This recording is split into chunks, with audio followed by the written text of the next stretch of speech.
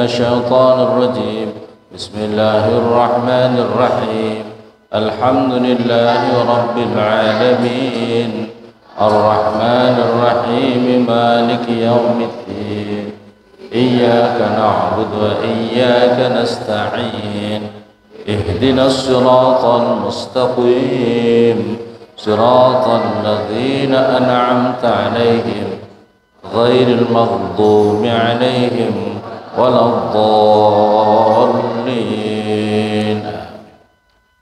بسم الله الرحمن الرحيم والسماء ذات البروج واليوم الموعود وشاهد ومشهود قتل أصحاب الأخدود النار ذات الوقود إذ هم عليها قعود وهم على ما يفعلون بالمؤمنين شهود وما نقموا منهم إلا أن يؤمنوا بالله العزيز الحميد الذي له ملك السماوات والأرض والله على كل شيء شهيد.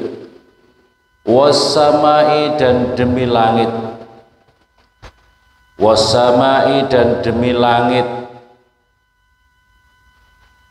Zatil buruji yang mempunyai gugusan-gugusan bintang. Wassamai dan demi langit, Zatil buruji yang mempunyai gugusan-gugusan bintang.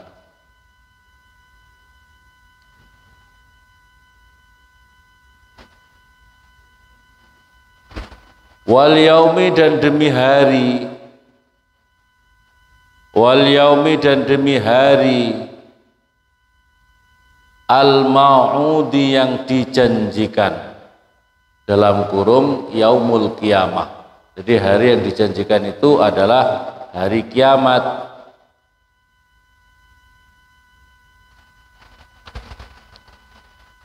Wa syahidin dan demi saksi.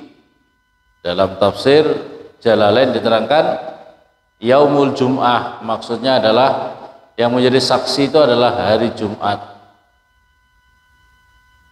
Wa syahidin dan demi saksi, dalam kurung yaumil jum'ah.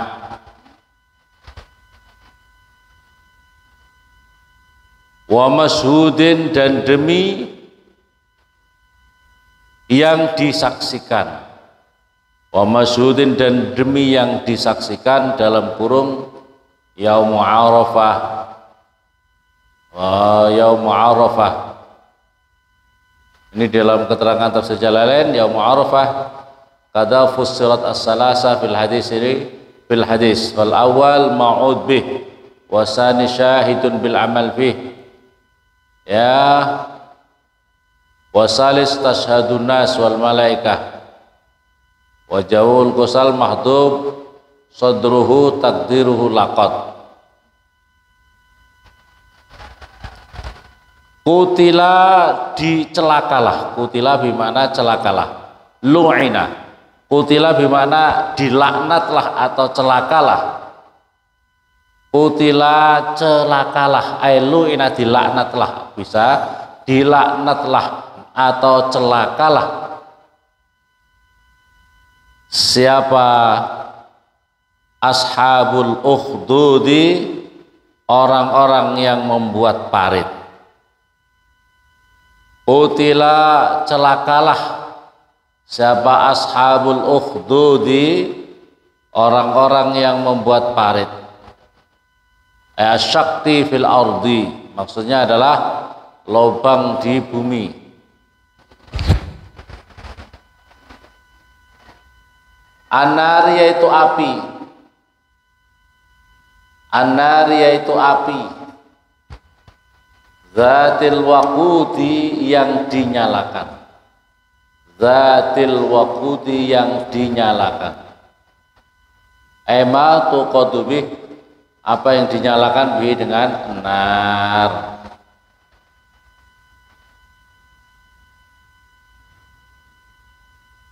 idhum ketika utawi mereka, idhum ketika utawi mereka orang-orang itu loh ya, orang ashabil ukhdud itu, orang-orang yang buat parit itu, alaiha atas nar, alaiha atas apa itu, nar itu, qu'udun itu duduk-duduk, qu'udun itu duduk-duduk, qu'udun itu duduk-duduk, qu'udun itu duduk. Wahum dan utawi mereka,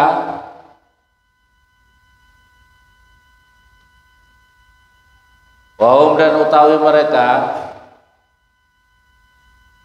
alama atas perkara, yaf'aluna yang mengerjakan siapa mereka, wahum dan utawi mereka, yaf'aluna yang mengerjakan siapa mereka, bil mu'minina dengan orang-orang yang beriman, syuhudun itu menyaksikan siapa mereka, syuhudun itu menyaksikan siapa mereka.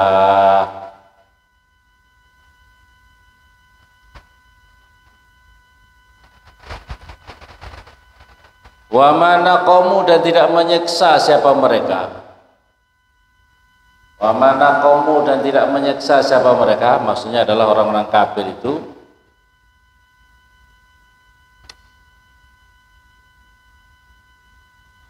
minhum sebagian daripada al-mu'minin,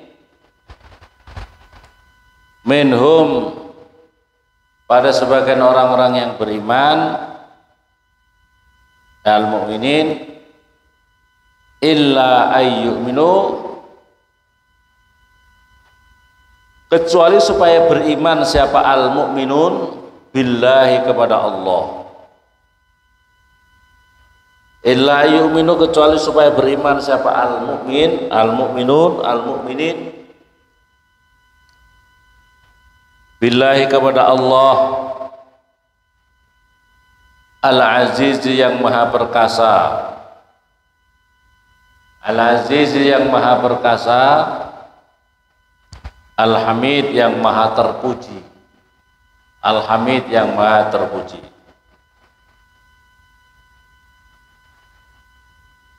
Alladzi yang lahu bagi Allah, alladzi yang lahu itu bagi Allah, mulkus samawati utawi kerajaan beberapa langit,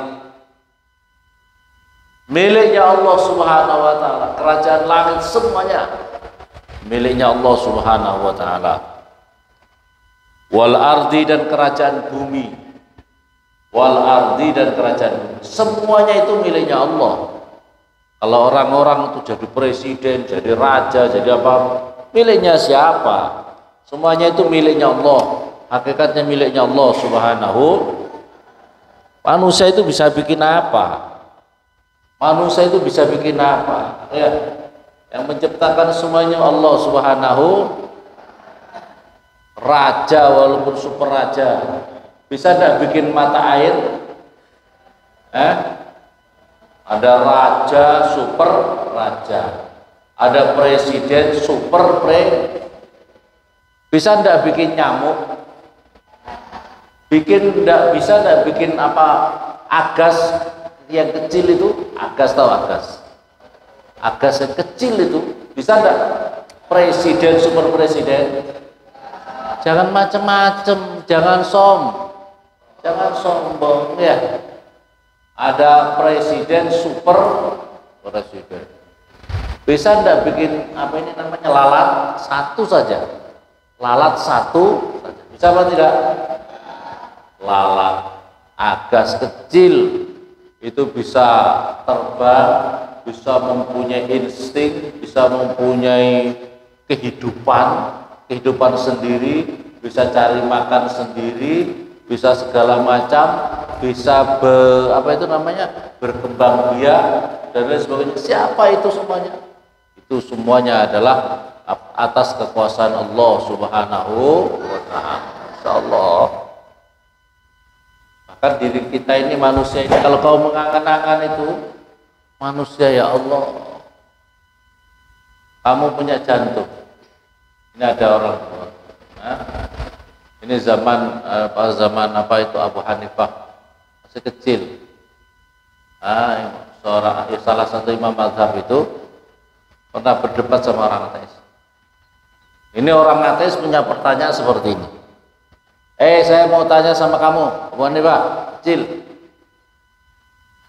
Dia punya pertanyaan gini. Tunjukkan, katanya kamu punya Tuhan. Kamu katanya punya ya, ini diantara pertanyaannya. Tunjukkan kepada saya, apa pekerjaan Tuhan kepada saya. Ini pertanyaan-pertanyaannya seperti itu.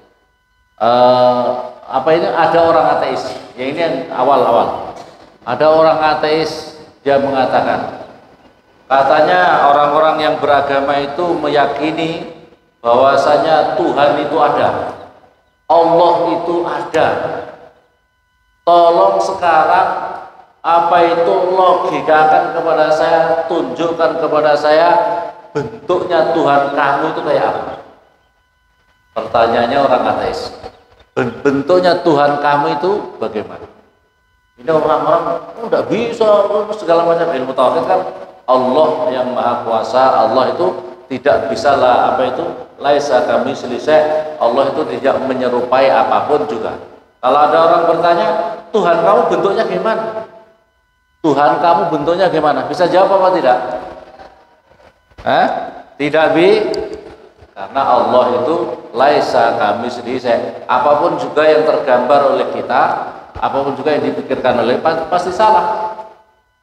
Sebab Allah itu tidak menyerupai sesuatu apapun juga. Terus Abu Hanifah debat.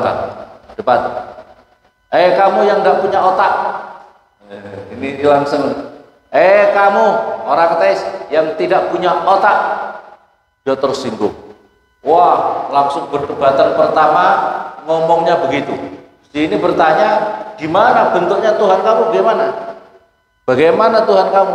Ini langsung aku bilang, kamu sini, orang yang tidak punya otak, kamu tidak punya otak, tidak punya akal.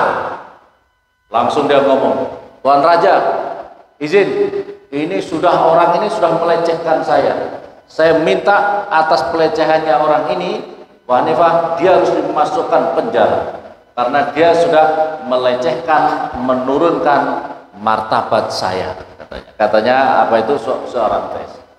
Kata Abu Hanifah, siapa yang melecehkan kamu? Ini adalah awal dari perdebatan kita. Kamu kan kamu bertanya kepada kami, Tuhan kami itu bagaimana bentuknya? Kamu tanya Tuhan saya itu bentuknya gimana? Maka saya ini baru menjawab, saya mau melogikakan sama kamu. Kamu katanya punya otak. Kamu punya otak? Punya. Saya ini orang cerdas, saya ini orang pintar. Kalau mungkin bahasa sekarang, saya ini sudah profesor, sudah teruji. Iya benar, kamu katanya sudah profesor, orang pintar. Tapi saya katakan, katanya kamu punya otak. Tunjukkan kepada saya, kepada forum ini, otak kamu bentuknya kayak apa? Tunjukkan kepada kami. Katanya ini orang ateis, wah ya tidak bisa. Bagaimana saya menunjukkan kamu? Kalau saya lepas otak saya, mati saya. Loh, katanya kamu mengaku kau punya otak. Ya. Katanya kamu punya otaknya kamu keluarkan. Mana bentuknya? Wong kamu saja mengaku bahwa kamu katanya punya otak. Itu saja kamu tidak bisa menunjukkan kepada kami. Kok kamu bertanya kepada Zat yang Maha Kuasa, laisa kamitslihi syai', Allah yang tidak bisa diserupakan oleh seluruh makhluk. Sebab seluruh makhluk itu adalah apa itu sifatnya fana. Allah mohal berada pada sifat yang fana, ya, yang sifat rusak. Semua yang ada di lingkup dunia ini terkena hukum fana atau hancur. Allah mohal berada pada posisi yang seperti ini. Allah itu Maha Agung, Maha Mulia. Laisa kamitslihi syai'. Maka dia mengaku kalah. Kita kadang-kadang mengaku, kamu wah nyawa saya nanti kalau kamu kalau sudah motong leher saya, ini logika yang lain. Kalau kamu motong leher saya, mati saya, lepas nyawa saya. Kamu punya nyawa kah? Kamu punya roh kah? Kalian semua ini punya roh enggak kamu? Punya nyawa apa tidak? Kalau kamu ngaku punya, tunjukkan roh kamu. Roh kamu itu warnanya kayak apa? Bentuknya kayak apa? Katanya kamu punya nyawa. Nyawa kamu bentuknya kayak apa? Biru, hitam, kelabu, atau apa kira-kira? Nyawa kamu itu loh, yang kamu meyakini bahwa kamu punya nyawa. Kalau kamu dipotong lehernya, nyawa kamu akan lepas. Nyawa kamu itu bentuknya kayak apa? Kita ini banyak meyakini sesuatu ada pada diri kita, tapi kita tidak bisa buktikan. Betul? Betul apa betul? Awal contohnya nyawa kamu ada di mana? Di telinga kah? Atau di kepala kah? Di dada atau di perut? Nyawa kamu ada di mana? Tidak usah jauh-jauh. Kalau kamu mengenal diri kamu akan mengenal Allah Subhanahu. Ayo, kamu punya otak. Otak kamu warnanya kayak apa? Tunjukkan kepada kami otak kamu. Kamu punya, kalau itu bisa mungkin dirongseng punya. Tapi yang paling susah nyawa. Nyawa. Ya. Jantung kamu katanya punya. Pernahkah kamu bisa mengontrol jantung kamu? Jantung, berhenti ya. Saya mau istirahat dulu. Bisa? Tidak bisa. Ini kekuasaan Allah. Dalam diri kita ini adalah tanda-tanda kekuasaan Allah Subhanahu wa ta'ala. Masya Allah, kerja yang ada di dalam diri kita itu sangat luar biasa, menunjukkan kemahakuasaan Allah Subhanahu wa ta'ala. Kamu makan, ayo makan. Yang dimakan nasi. Kok kamu bisa tumbuh? Apakah nasi bisa dibuat untuk bikin gigi? Apakah nasi bisa untuk darah? Kok bisa makan nasi kemudian diri kita bisa tumbuh jadi kuku, jadi darah, jadi bertulang, jadi rambut. Ayo, tukang ahli tukang ahli itu, ayo sekarang coba bikin dari nasi sambal terong, kemudian dibikinlah di laboratorium, dibuat menjadi rambut. Bisa apa tidak? Dibuat menjadi kuku, dibuat menjadi darah. Bisa apa tidak? Kekuasaan Allah Subhanahu, Masya Allah, luar biasa.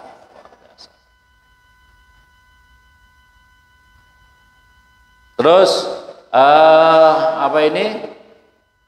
Ini adalah diceritakan mulkus samawati wal ardi ala kulli syai'in qadir. Allah itu zat yang maha ala kulli syai'in, atas setiap sesuatu syahidun. Tadi sudah saya artikan semua. Alladzi yang lahu itu bagi Allah. Al-Aziz yang maha perkasa, Al-Hamid yang maha terpuji. Al-Hamid yang maha terpuji. Alladzi yang lahu itu bagi Allah mulkus samawati, lahu itu utawi kerajaan beberapa langit wal ardi dan bumi. Wallah dan utawi Allah ala kulli syai'in, atas tiap-tiap sesuatu, syahidin itu menyaksikan. Ini diceritakan. Jadi cerita ini adalah di dalam tafsir dijelaskan. Jadi ini wassama'i dzatil buruj. Terus ini ashabil ukhdud. Qutila ashabul ukhdud.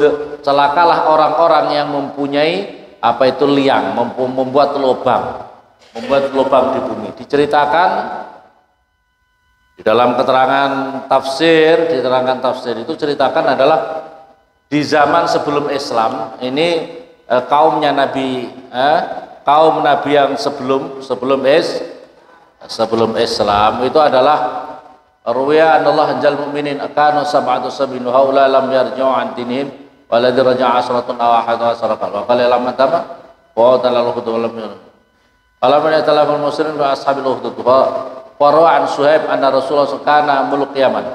Diceritakan ini zaman dahulu kerajaan di Yaman. Ini di dalam hadis ini adalah kana qablakum maka lahu sahid. Zaman dahulu ini ada raja-raja jahiliyah Tapi ini adalah nabi sebelum nabi kita Nabi Muhammad sallallahu alaihi wasallam. Itu ada seorang raja. Raja-raja itu selalu untuk mengokohkan kerajaan-kerajaannya itu selalu meminta bantuan atau dia itu meminta backup, meminta backup oleh tukang-tukang sihir. Jadi zaman dahulu, zaman sebelum Islam itu supaya kerajaannya, supaya kekuasaannya bisa kekal, bisa kokoh, itu dia selalu minta tukang-tukang sihir atau bahasanya dukun untuk membackup dirinya. Nah, suatu ketika ada tokoh sihir, dukunnya kerajaan itu, suatu ketika sudah merasa dirinya sudah sangat tua, maka minta sama raja, Tuan Raja, saya ini sudah tua, saya ini kalau membackup Tuan Raja kayaknya saya ini akan mati. Maka oleh karena itu kirimkan ke saya seorang pemuda yang cerdas, seorang anak yang cerdas, akan saya didik tentang ilmu perdukunan saya. Maksudnya ilmu sihir saya atau ilmu perdukunan saya. Agar saya latih dia, agar dia saya ajari ilmu-ilmu sihir yang kemudian nanti akan membackup Tuan Raja.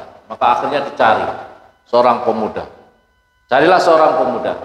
Tapi pemuda itu sama tukang sihir, kalau kamu ke sini, pokoknya setiap hari kamu datang ke sini, maka kamu akan saya ajari ilmu-ilmu sihir.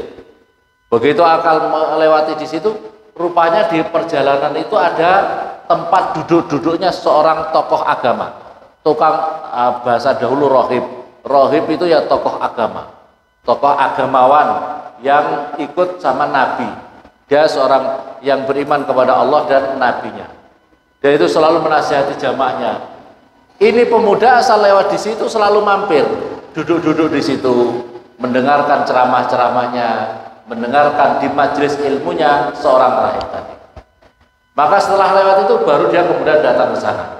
Jadi dia itu tidak benar-benar menjadi orang yang musyrik, tapi karena dia itu juga mendengarkan ceramah-ceramahnya seorang tokoh agama.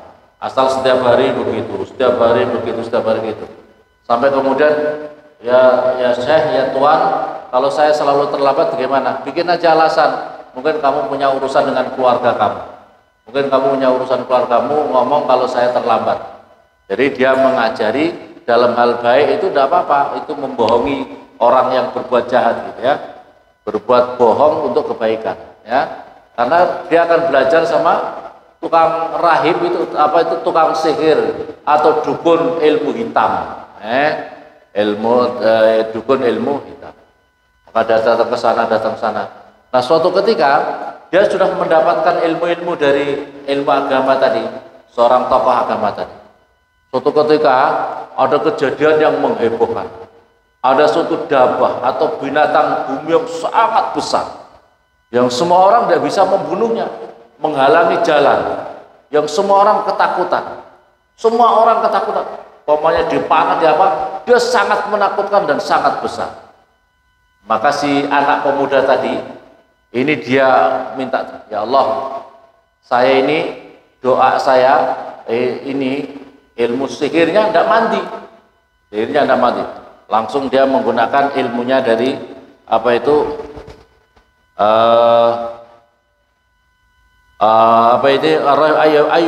banyak dolmin. Terus dia fa'atar rahim wa baru faqala habisun faqala ayyam alim ar-rahim afdal min as-sahib wa qada hajar.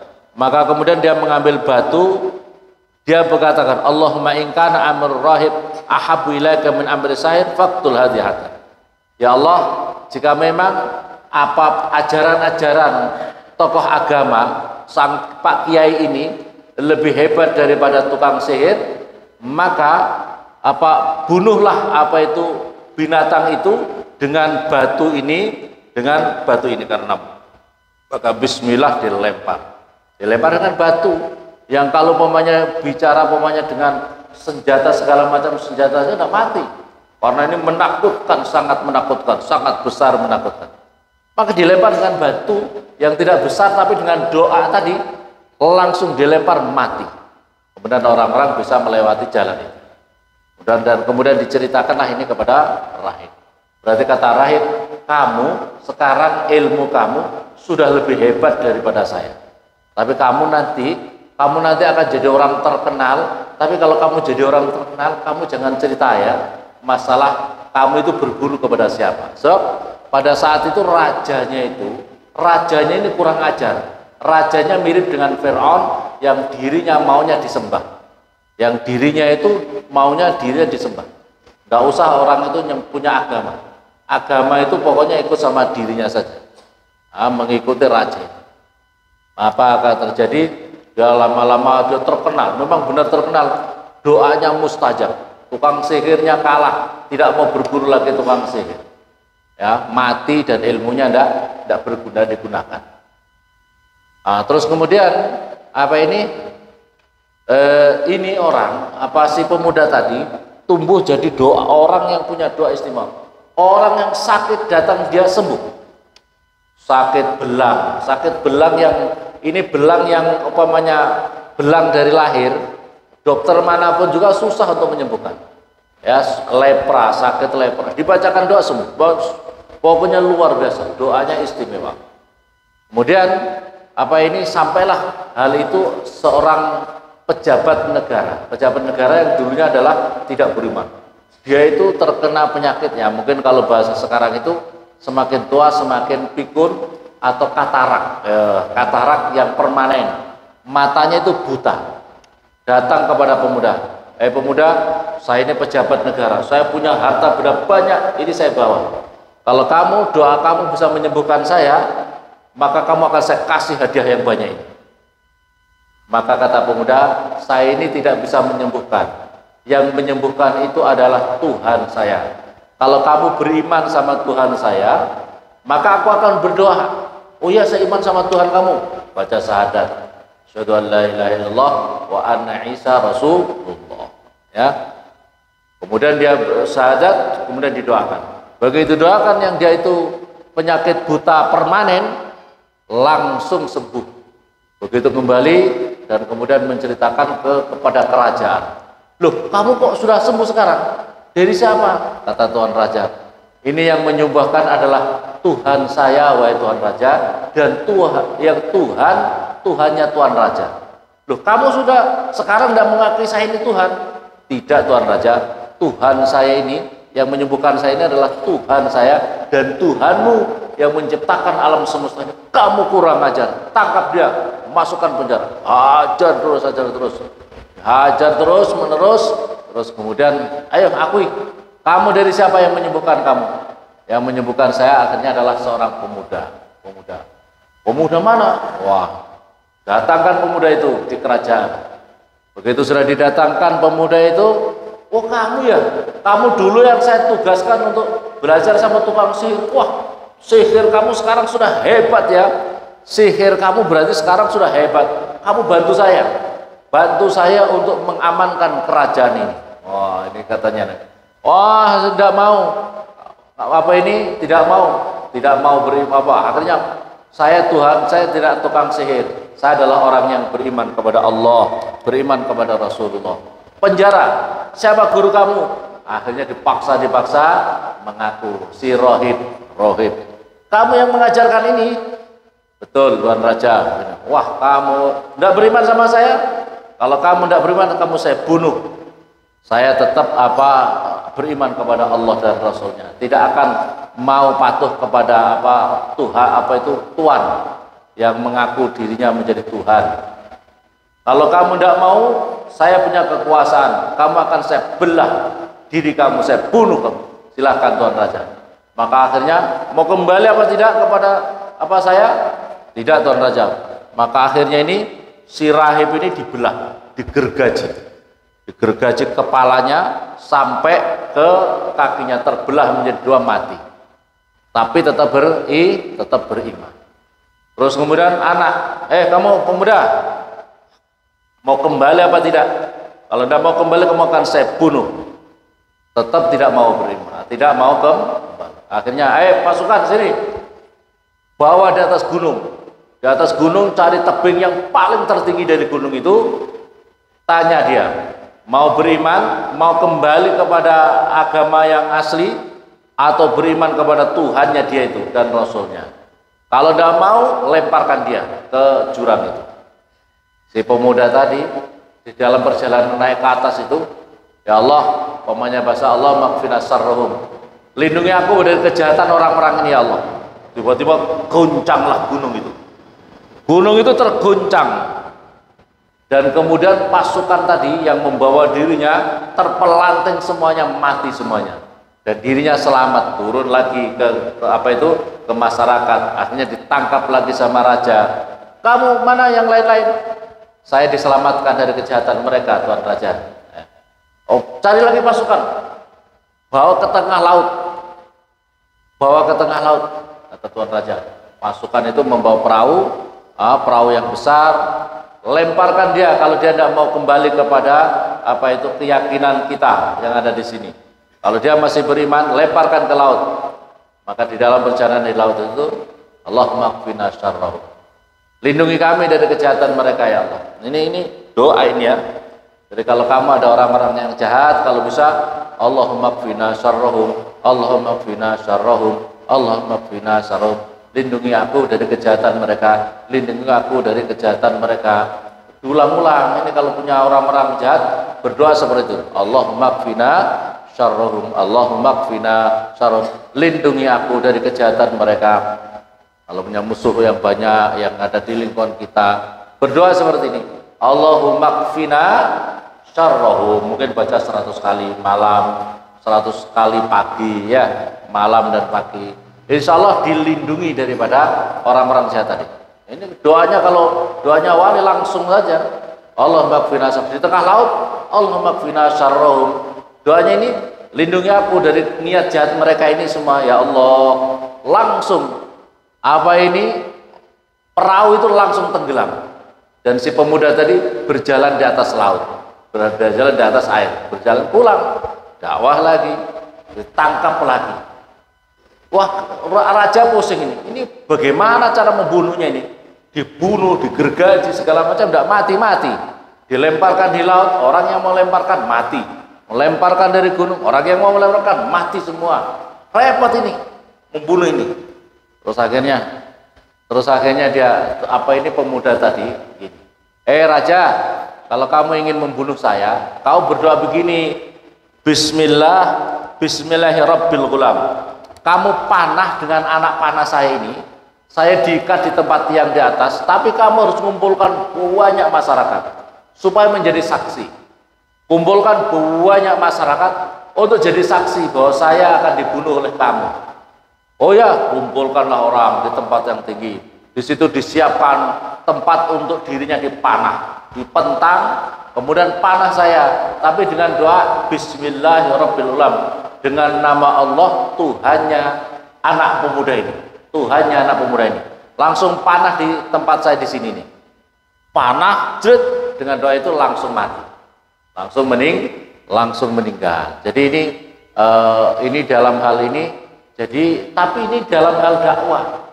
Ini yang perlu diambil pelajaran di dalam hal ini adalah bahwasanya kita tidak boleh ragu, kita tidak boleh takut kalau di dalam menegakkan akidah. Paham ya? Kita tidak boleh takut dalam masalah untuk menegakkan akidah. Apa artinya suatu kematian? Apa artinya suatu kematian? Kematian ini hanya pindah saja, pindah alam. Alam dunia menuju alam ruh. Alam ruh itu yang lebih istimewa. Orang kalau di alam ruh itu dia bangun. Dalam hadis Nabi, orang kalau hidup itu dia tidur, kalau orang sudah mati dia itu baru bangun. Ya, jadi kita kalau hidup itu sedang tidur. Hakikatnya kita sedang tidur. Orang tidur itu tidak ngerti apa-apa. Orang lolak-lolok, orang lolak-lolok, orang tidur. Kecuali kadang-kadang, oh iya tadi malam mimpi gini. Kalau orang mati baru dia terbangun. Kalau sekarang, sekarang kamu bisa tidak merasakan karena orang tidur. Kamu ada di pondok ini, orang tua kamu baca Fatihah, Al-Fatihah untuk anak yang di pondok semoga jadi anak soleh. Kamu bisa merasakan apa tidak? Bisa merasakan apa tidak? tidak bisa merasakan. Kalau ada orang luar di sana, ada orang luar terus Fatihah untuk santri-santri Nurul Anwar, Fatihah. Kamu bisa merasakan apa tidak? Bisa tahu apa tidak? Tidak tahu. Tapi kalau kamu sudah mati di alam roh, kamu ada orang Fatihah seluruh dunia, kamu akan mengerti. Terima kasih ya Allah, orang ini si fulan telah Fatihah kepada saya. Katakanlah sekarang Fatihah kepada Nabi. Kita ini Fatihah kepada Nabi. Yakin apa tidak Nabi tahu bahwa kita kirim Fatihah? Yakin apa tidak kalau Nabi tahu bahwa kita kirim Fatihah?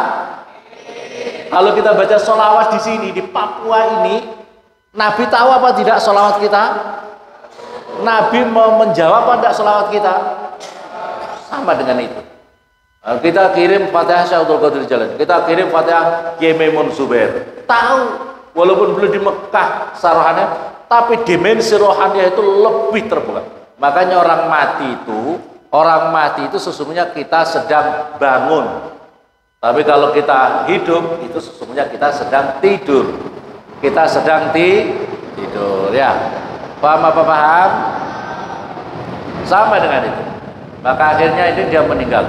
Tapi dengan meninggalnya orang ini, semua orang, Masya Allah, semua orang yang menjadi saksi amanna bi rabbil ghalab, kami iman dengan Tuhannya pemuda ini, kami iman, semuanya beriman. Jadi menjadi heboh negara itu menjadi heboh karena keimanan orang yang berduyun-duyun beriman kepada Tuhannya pemuda tadi, yang sesungguhnya sakti luar biasa, yang sesungguhnya waliullah, yang sesungguhnya doanya kalau mau pasti terjadi ya, asal mau.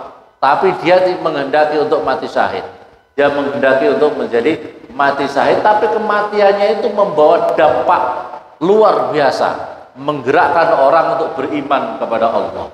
Jadi menggerakkan orang untuk beriman kepada Allah Subhanahu wa ta'ala. Jadi semakin banyak raja semakin pusing, raja semakin stres. Wah, begini ini apa? Saya sebagai Tuhan menjadi terancam ini dengan keimanan mereka. Maka dia bikin ukhdud, bikin parit. Parit itu sepanjang jalan, jauh sekali. Parit itu diisi sama pasukan, selalu diisi dengan kayu bakar. Pokoknya asal mati kayu bakar. Diumumkan, masyarakat semua di negara ini, kalau kalian tidak kembali kepada keimanan kalian, kalau kalian tidak kembali kepada iman kalian untuk meyakini Tuhan, Raja kita ini adalah Raja Tuhan kita, kamu beriman kepada Allah dan Rasulnya, maka kalian akan dimasukkan di pada parit yang dari api tadi. Parit dari api itu ditunggu oleh pasukan dan semua orang diancam seperti itu. Tapi orang-orang yang beriman, yang teguh imannya tetap saja, kami tetap beriman, tidak mau beriman sama raja manusia lolak-lolok, tidak bisa bikin nyamuk, tidak bisa bikin agas, tidak bisa bikin macam-macam. Kok ngaku jadi Tuhan? Dia bisa bikin apakah? Semua orang beriman, kemudian satu persatu nggak mau kembali, nggak mau, lemparkan. Tapi Allah mencabut nyawanya orang-orang yang dilemparkan, tidak sampai merasa kesakitan. Begitu mau dilemparkan, dicabut nyawanya dulu sama malaikat, sehingga dia yang terbakar hanya jasadnya. Dilempar, cabut dulu ruhnya, sehingga orang-orang nyaman, matinya dalam keadaan iman dan nyaman.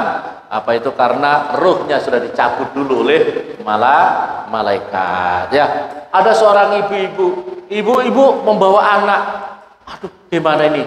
Saya beriman, tapi saya nanti kalau beriman, saya ini akan mati, dilemparkan. Bagaimana anak saya ini? Anaknya masih menyusui. Ragu, dia maju ke depan, mundur lagi. Saya mati atau tidak? Gimana anak saya? Maju, mundur lagi.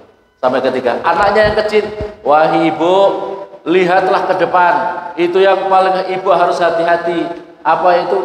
Ada api yang tidak pernah padam, yaitu neraka jahanam. Apa artinya kematian ini, ibu? Apa artinya kematian sekarang? Kematian sekarang ini hanya mengantarkan surga, ibu. Takutlah kepada neraka yang tidak pernah padam, yaitu neraka jahanam.